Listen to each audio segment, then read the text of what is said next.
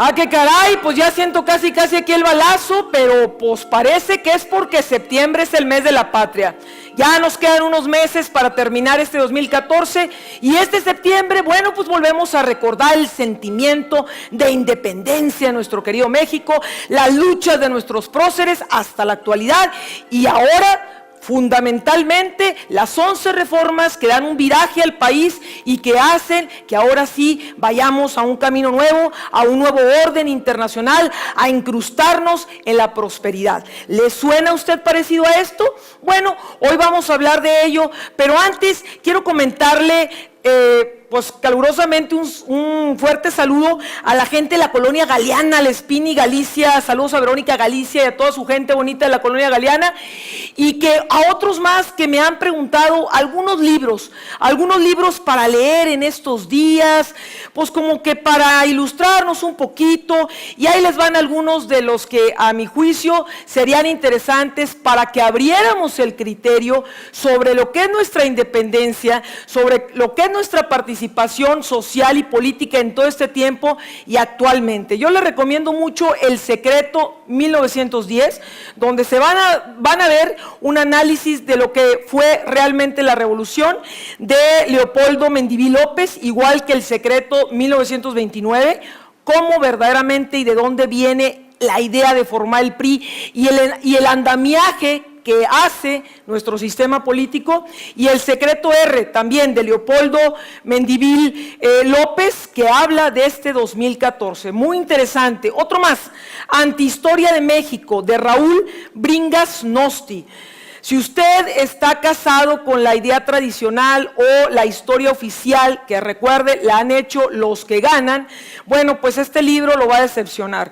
Pero si usted tiene la apertura crítica para tomar de aquí, de acá, de allá y empezar a hacer criterio de lo que verdaderamente ha constituido nuestro país en sus diferentes etapas, este libro le va a causar interés. Otro más, este está bien interesante, Los mitos que nos dieron traumas, de Juan Miguel Zunzunegui. Él ha escrito varios libros y este en lo particular nos hace reflexionar sobre cómo nosotros mismos nos incrustamos en el sistema y nos hacemos víctimas. Es muy cómodo, ya lo hemos mencionado muchas veces aquí, y bueno, pues que ahí vaya la corriente, aunque protestemos. ¿Será que hoy ya tenemos otra actitud o será que seguimos con la misma? Otro más, El líder que no tenía cargo, de Robin Sharma. Robin Sharma escribió hace algún tiempo El monje que vendió su Ferrari.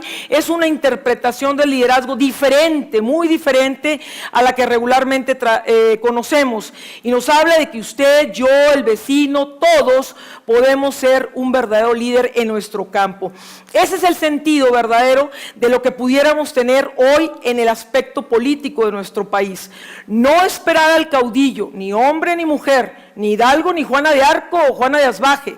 Lo que tenemos que hacer es responsabilizarnos de nuestra propia capacidad como líderes. Y uno más, Los secretos de la mente millonaria. Con eso de que andamos muy tristes porque ya la Suprema Corte nos dijo que sí va el 16% en la frontera, pese a todos los esfuerzos enormes de nuestros legisladores de oposición, pues resulta de que tenemos que ver cómo está la lana, pero la lana desde otro punto de vista. La mente millonaria no quiere decir nada más dinero, quiere decir prosperidad en muchos aspectos. Se lo recomiendo, este es de Ecker. Y bueno, para empezar, quiero que vean esto, más bien que lo recuerden. Leía algo que seguramente mi vocación por la política alentaba, este espíritu por la política, fueron los libros, varios, algunos, La silla del águila, de Krause. En política nunca anuncies, actúa. Los crímenes no se anuncian, se cometen. Si perdonas al que te hizo mal, tus enemigos se darán cuenta y duplicarán el mal que pueden hacerte. Un presidente no nace, no se hace, es un producto de la ilusión nacional o de la alucinación colectiva. No hay mejor entrenamiento para la política que el adulterio. El más ilustrado de los gobernantes requiere de la seguridad que le da un yes man, el que le dice sí a todo. La política es la actuación pública de pasiones privadas. Esto es La silla del águila, ¿de quién? de Carlos Fuentes. Soy Ana Lorena Fuerte y les presento Dichos y Hechos. Comprometidos con los hechos. Quiero aprovechar esta oportunidad para felicitar a la licenciada Edna Lorena Fuerte González, productora y conductora del programa de televisión Dichos y Hechos, por su 5º aniversario. Licenciada, vaya mi felicitación y que vengan muchos años más de éxito. Continuamos. Amigos y amigas, 80 años del Fondo de Cultura Económica. El Fondo de Cultura Económica es un organismo del gobierno federal que pretende promover la cultura a través de la publicación de diferentes obras. El director es José Carreño Carlón y a raíz de este 80 aniversario se da el pretexto para iniciar una serie de conversaciones a fondo. Peña Nieto, el presidente de la República, fue el primero en asistir a este foro de conversaciones a fondo y lo acompañan para analizar las 11 reformas estructurales que ha propuesto su gobierno durante estos 20 meses de gestión, los siguientes periodistas que pretenden representar a un sector del periodismo nacional. Ahí les va, incluso internacional. Está, bueno, Denise Merker, que usted la ubica en Televisa, en Radio Fórmula, Telefórmula y también escribe en El Universal. León Krause, que está trabajando ahora en Univisión, pero que también escribe en El Universal. Lili Telles, que dio mucho de qué hablar y que, bueno, trabaja en Canal 40, en Proyecto 40 y también en TV Azteca. Ciro Gómez Leiva, muy cuestionado en el 2012 por aquello de las encuestas, que está en Radio Fórmula, fue director de Milenio Televisión, hoy escribe en Milenio Diario. Pablo Giriart, que es, está en Proyecto 40 y escribe en El Financiero, y Pascal Beltrán del Río, que maneja toda la dirección de Excelsior Televisión. Bueno, pues ellos se reunieron en Palacio Nacional y estuvieron con el presidente y platicaron de las diferentes reformas. A mi gusto faltó más esencia en la plática, pero usted lo va a ver y para eso no me crea a mí, véalo usted directamente, métase a cualquier canal de YouTube y póngale Conversaciones a Fondo Enrique Peña Nieto y ahí va a salir, o a la página de la Presidencia de la República en multimedia, www.presidencia.gov.mx/multimedia/video, ahí lo estamos poniendo ahorita en la pantalla, para que usted juzgue y analice esta conversación. ¿Por qué es importante? Bueno, primero porque tenemos la obligación de ver qué hacen nuestros políticos, precisamente pues para poder evaluarlos, interesarnos en lo que está pasando, en todo este maraña de reformas que a ver si entendemos. O sea, yo todavía no entiendo muchas y yo le digo a usted que vamos a hacer una serie de programas para desmenuzarlas juntos, pero hoy vamos a mencionarlas nada más y vamos a obtener de estas conversaciones a fondo algunos elementos que creo es importante que analicemos. Ahí les van las 11 reformas. Primera, reforma en materia de telecomunicaciones y radiodifusión. Ahí está todo el rollo de Slim, de Televisa, también está la cuestión de Carpinteiro, la diputada que agarraron ahí con una grabación, etcétera. Reforma en materia de competencia económica, reforma financiera, reforma sendaria, que usted y yo pues nos pega, usted lo sabe, ya la Suprema Corte de Justicia dijo que el aumento o la homologación del IVA en la frontera era constitucional, así que usted y yo no tenemos nada que hacer, a pesar de que nuestros diputados de oposición se desgarraron las vestiduras, como suelen hacerlo así bien luchones, pues para defendernos, claro. Reforma laboral que pues vamos a tener muchos empleos, no nos dicen qué calidad de empleos. Porque bueno, ahí viene la cuestión de la reforma energética que ahorita vamos a hablar, que finalmente no tenemos toda la preparación técnica para tener empleos calificados, pero van a ser muchos, usted tenga fe. Con eso del salario mínimo, pues ya nos vamos a componer. Luego, reforma educativa, que bueno, pues nomás le dieron vuelta a la tortilla, o sea, siguen los liderazgos ahí, no ha habido, a mi gusto, un cambio de fondo. Código Nacional de Procedimientos Penales, donde establecen los juicios orales, una serie de procedimientos que por lo menos en Chihuahua han tenido muchas cosas que modificar, que perfeccionar y que ya tenemos un plazo ya fatal para que se establezca en todo el país. Los estados van atrasados, ha de ser por algo. La nueva ley de amparo, la reforma en materia de transparencia, que bueno, si aquí mismo en la ciudad el presidente municipal dice que son cosas nomás para fregar, el que una organización como el Plan Estratégico diga que no hay transparencia porque no hay informes correctos, bueno, pues imagínense a nivel federal. Vamos a observar y a pugnar porque esto sea verdaderamente una realidad. Y bueno, la reforma político-electoral. Y en la reforma político-electoral algunos dicen, bueno, fue un avance, otros que quedó un poquito mocha, sobre todo en la cuestión de las candidaturas independientes, pero algo que hoy los partidos están usando y reutilizando es la consulta ciudadana. Déjeme decirle que el próximo año vamos a votar en junio, porque se recorren las elecciones. Y cuando votemos también nos van a consultar sobre 3 aspectos. Uno, una consulta sobre la reforma energética que está promoviendo el PRD, una consulta como que no se iba a quedar atrás, como que se iba a quedar atrás pues el PAN, una consulta sobre el salario mínimo, que bueno, ahí están entre el estira y afloja Mancera del DF y Gustavo Madero, nuestro paisano, que quien propugnó finalmente por el análisis y todo el debate del salario mínimo. Yo creo que esto pues también es una parte de estrategia de Gustavo Madero.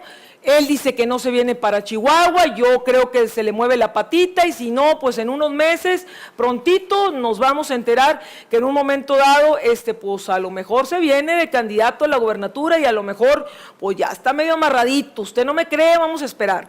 Y bueno, claro, por supuesto, el PRI no podía quedarse atrás.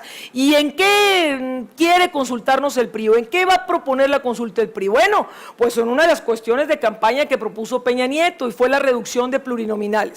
Recuerde usted que tenemos 500 diputados, 300 van por tierra, es decir, por mayoría, son los que se supone andan recorriendo aquí y allá y ganan en el territorio, y 200 son plurinominales, que son realmente componendas para los partidos, negociaciones, etcétera, etcétera.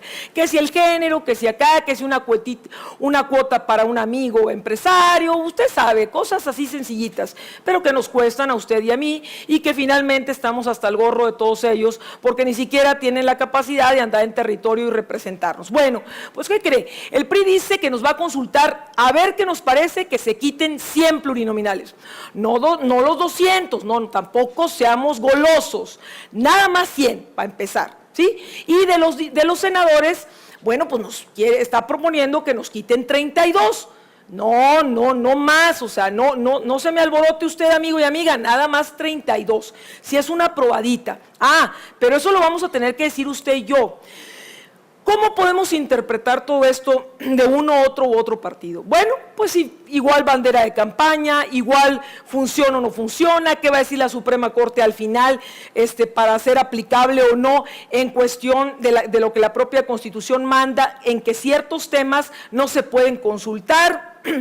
Unos de ellos son los económicos, el salario mínimo pues es algo económico, otros son de la propia Constitución del Estado mexicano. Entonces, bueno, no se crea, por favor, todo lo que se dice y mejor, pues vamos a investigar. Bueno, en la plática con el presidente de la República, Denis Merker, le comenta que pues ha habido pues ya las reformas, ya todo esto está muy bien, pero no se habla de la corrupción. Y ella le menciona sobre la Comisión Nacional Anticorrupción, que está pues prácticamente enlatada, ¿en donde usted cree? Pues en el Senado. Ahí está durmiendo el sueño de los justos. Entonces ella le dice, bueno, pues muchas reformas, pero pues ¿cómo vamos realmente a checar este asunto? O sea, tenemos que crear otra comisión porque tampoco lo de transparencia sirve, y usted sabe que creando comisiones nos vamos y se hace más revuelto el asunto. Bueno, pues la respuesta fue más palabras menos, que la corrupción era un problema endémico de la sociedad, un rollo cultural. Bueno, después de Denis Merker, le pregunta León Krauss sobre este mismo tema y le dice que compara a Noruega con Rusia, compara el nivel en que estamos entre los diferentes países en la cuestión de corrupción. Y bueno, pues andamos medio malones, andamos como el 130, ¿no? Y él le dice, ¿cómo le va a hacer usted, presidente, para poder en su sexenio subir del 130 por ahí como al 60? Pues por lo menos avanzarle la mitad, pues para tener un país menos corrupto. Bueno, yo quiero que escuchen lo que le dijo el presidente Peña Nieto a León Krauss. Ahí está. para que al final de su gobierno estemos no en el 106, sino en el 60, ¿qué vamos a hacer? A ver, bueno, quizá podríamos, y creo que no es el propósito de esta conversación, pero con mucho gusto hacemos, León. El presidente, ustedes lo han escuchado, responde que podríamos, con mucho gusto, León, algo así, hablar de eso, aunque eso no está propuesto en esta conversación. Cuando ustedes escuchan eso, y donde está hablando de la cultura y donde no hay una corresponsabilidad ya del gobierno de la República para tomar cartas en el asunto con un tema tan serio que si bien es cultural, también requiere de acciones precisas del gobierno para poder en su campo de acción solucionarlo, si no solucionarlo, atenuarlo. Y ustedes escuchan que nos vamos por la tangente de la cuestión cultural nada más y también de que no está propuesto en la conversación. ¿Usted qué piensa? Yo, la verdad, pensé que le habían pasado las preguntas y que se las había estudiado y que había ya hay un guión determinado en donde si nos salimos del guión, pues eso no estaba propuesto, ¿no?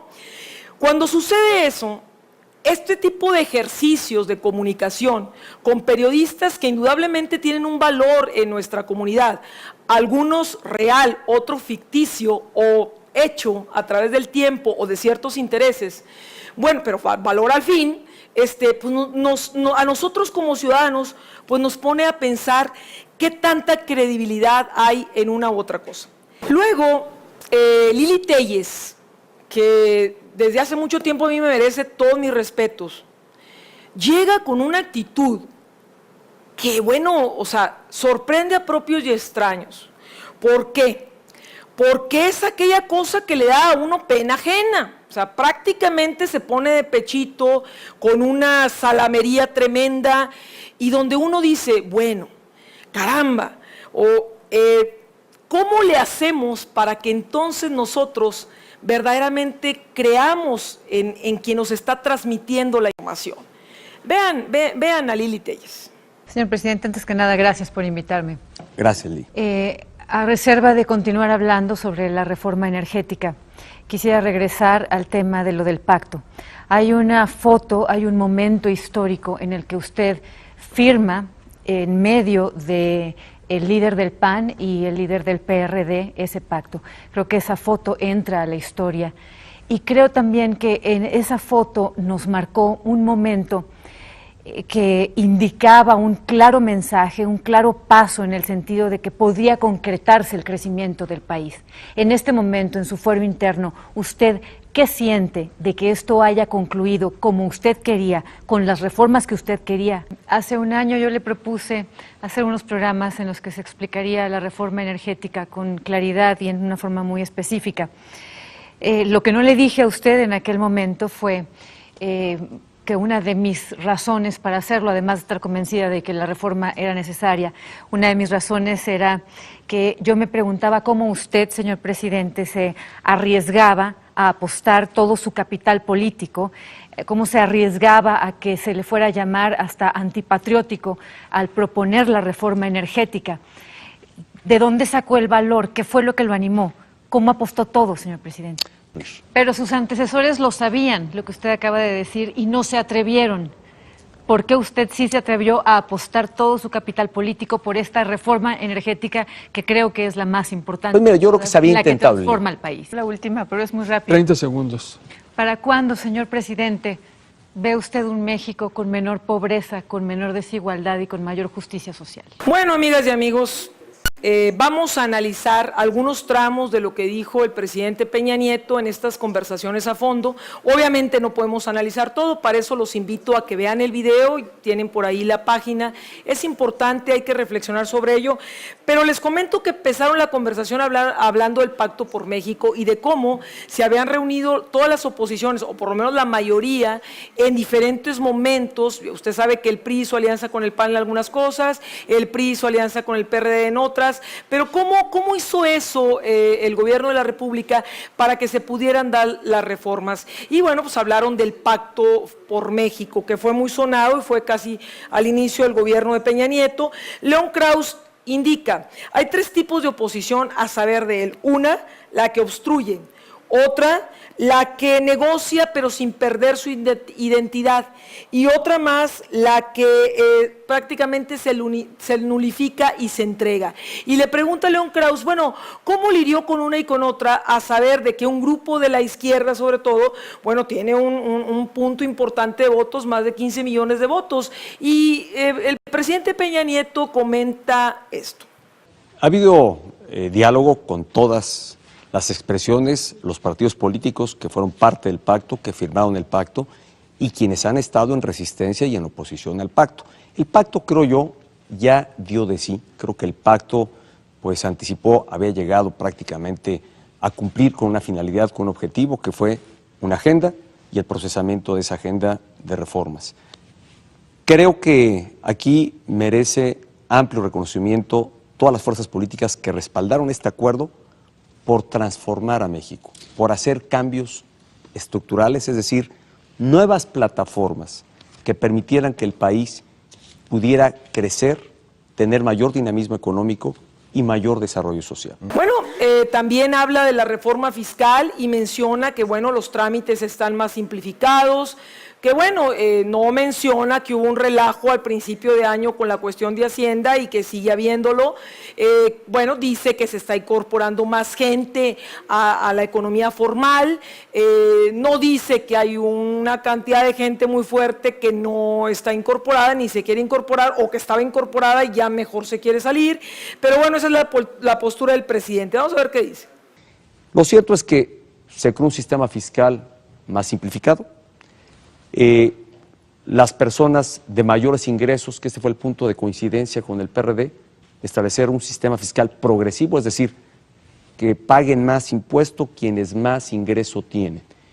Y esto, en términos generales, afectó o implicó que tenga que hacer una contribución mayor al Estado aquellos que ganan más de 750,000 pesos. Muy ligada a la reforma fiscal está la reforma financiera, en donde se ha pretendido abrir la situación de los créditos para mayor gente, sobre todo a las empresas más pequeñas y a las llamadas PYME o las mini PYME, prácticamente pues como una estrategia para detonar la economía. Él dice que va a haber más créditos, que va a haber más apertura, que es importante también el apoyo al campo. Acaba hace unos días también de echar a andar la Financiera Nacional, en donde hace un cambio por ahí a la Financiera Rural. Van a soltar mucho dinero a un dígito de tasa de interés. ¿Qué quiere decir esto? Que va a dar entre 6%, 9%, que a nivel de cómo está la economía ahorita, pues según algunos economistas que he consultado, es complicado. ¿Será un punto de campaña o no? Eso lo vamos a ver en los próximos meses con respecto al campo. Pero bueno, él nos habla de esto en la reforma financiera. Es decir, había que encontrar un mecanismo, ordenar nuevamente, hacer lo necesario en el marco legal para que hubiese más crédito. Las familias y los pequeños negocios pudieran acceder a un mejor crédito y más barato. Las grandes empresas no lo necesitan, ellas pueden acceder a un crédito aquí o fuera de México. A las que queremos ayudar son a esos pequeños negocios, al de la miscelánea, al que tiene un pequeño negocio o una pequeña empresa que necesita o de mejores instrumentos para accesar al crédito. Habla el presidente también que, bueno, pues está consciente de que su popularidad ha bajado menos del 50%, pero dice esto. Yo dejaré que el tiempo sea el que califique y la sociedad sea la que califique, evalúe a partir de los resultados y los beneficios que en el tiempo se estarán observando entre la sociedad mexicana. En realidad la conversación se centró mucho en los acuerdos políticos, en el Pacto por México, tintes de algunas cosas, no refirieron en forma enlistada o más concreta cada una de las reformas. La madre de todas las reformas, claro, es el petróleo, el famoso chapopote que le dicen algunos, bueno, fue la reforma energética, y él sobre la reforma energética nos dice que, pues no es adivino, pero que va a bajar el gas y va a bajar la gasolina y pues va a bajar todo, y escúchelo. Pero es cierto que no tengamos que esperar tampoco que pase mucho tiempo. A ver, es cierto que desde este mismo año ya empieza a haber resultados en alcance a varias de estas reformas que hemos venido comentando. ¿A dónde vamos a llegar? A tener, sin duda, mejores maestros impartiendo educación para este ciclo escolar que hoy está iniciando. se abrieron 14.700 nuevas plazas. Estas se sometieron a concurso y solamente 1 de 4 que presentaron exámenes obtuvieron esta plaza. Es decir, que quienes tienen estas plazas están mejor calificados. Y así irá ocurriendo año con año. Amigos y amigas, hoy no les voy a compartir una frase, sino varias, de diferentes tiempos, de diferentes personajes que representan diferentes corrientes en la historia de nuestro país. ¿Por qué es importante esto? ¿Por qué es importante la historia o meternos en esto? Porque hay que desmenuzarla, hay que analizar, consultar diferentes fuentes, no comernos nada más lo que nos dan y poder utilizar la historia y lo que ha pasado para nuestra vida diaria. ¿Para qué? Para cambiar el rumbo. ¿Para qué? Para no cometer los mismos errores. ¿Para qué? Para despertar, para exigir, para participar, para verdaderamente articularnos. Ahí les va. Sor Juana Inés de la Cruz: no estudio por saber más, sino por ignorar menos. Justo Sierra: la nación tiene hambre y sed de justicia. ¿Le suena Colosio? Antonio López de Santana: pobres mexicanitos, ¿no se han dado cuenta que si este barco se hundió, no fue solo por los errores del timonel, sino por la desidia y la torpeza de los remeros? Fuerte, fuerte. Francisco Villa: no me dejen morir así, digan que dije algo. Villa quería que dijeran, pues que algo dijo, aunque lo inventaran. Cuidado con eso. Francisco León de la Barra, presidente de la República después de Porfirio Díaz: el gobierno no trata con bandidos, los hace, en alusión a Zapata y a los magonistas. Ahí les va otra. Maximiliano: ¿qué dijo Maximiliano? Mexicanos, muero por una causa justa, la independencia y libertad de México. Lo dijo Maximiliano, no otro personaje. Ojalá que mi sangre ponga fin para siempre a las desgracias de mi nueva patria. ¡Viva México! Pocos saben que Maximiliano era más liberal de los que se decían liberales en ese momento. Porfirio Díaz: poca política y mucha administración. En tiempos de Salinas era política, mucha política, mucha política. En realidad no era así. Era todo un cambio de estructuras al neoliberalismo y la tecnocracia. Pero bueno, pobre México, tan lejos de Dios y tan cerca de los Estados Unidos, lo dijo Porfirio Díaz. Otra más: Madero ha soltado al tigre, habrá que ver si puede controlarlo. Porfirio Díaz. Octavio Paz: la indiferencia del mexicano ante la muerte se nutre de su indiferencia ante la vida. Y esta más que quiero compartirles: Ignacio Ramírez. Y bueno, pues que a quien le caiga el saco, pues que se lo ponga. Ignacio Ramírez: que los cielos y la tierra retumben para maldecir a esos traidores que entregaron a su país y a su gente a una nación extranjera. Que sus almas no encuentren reposo hasta el fin de los tiempos, porque lo más sagrado que tiene un hombre, le agregamos, y una mujer, es su honor y la patria. Así que no nos quedemos con el que sin conquista no hay taco, ni tequila sin virreinato. Demos la vuelta a esto y verdaderamente tomemos la rienda de nuestra vida. La historia a veces no es como nos la cuentan. No hay que estar en el pasado, pero tampoco en un futuro que ni siquiera nosotros o no han consultado con nosotros para construir. Acuérdense que hay mucha o prácticamente nada de legitimidad en los políticos, pero eso es responsabilidad también nuestra. Así que cuídese mucho, pórtese bien, lo invito a reflexionar, la invito a reflexionar sobre esto y nos vemos la próxima semana. Edna Lorena Fuerte.